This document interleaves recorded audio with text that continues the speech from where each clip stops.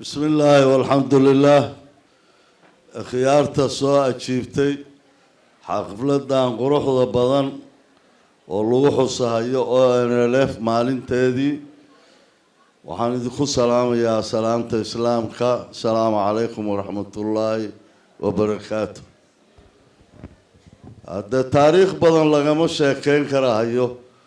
ONLF waxaa la aasaasay 1984. admiraal maxamed cumar waagaas wuxuu ahaa taliyaha ciidanka badda inuu ahaa baan jeclahay. daahir baa iiga waroon. kabacdina wuxuu noqday ninkii mayalka u hayay ONLF. guulo badan iyo taariikho badanna waa soo hoyeen. raallina waa laga yahay dalka iyo dibaddaba. intaan waxaan u malaynayaa niman qaaraanka waddanka lagu xoreynayo ONLF wax ka soo bixin inuu yar yahay. waxa weeye markaa waa alxamdulilaahi rabbil caalamiin.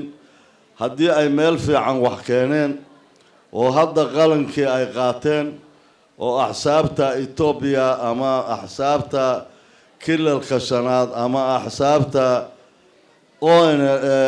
Ogaadenia waddanka la yiraahdo ay ka mid yihiin. aad iyo aad baan ugu hambaliyeynaynaa dhalinyarada noo soo qabanqaabisay isku imaatinkaana. aad iyo aad baan ugu hambaliyeynaynaa. taariikh badanna lagama sheekeyn karo oo hadde waxa weeye waa xafladeyn baanu ku jiraa.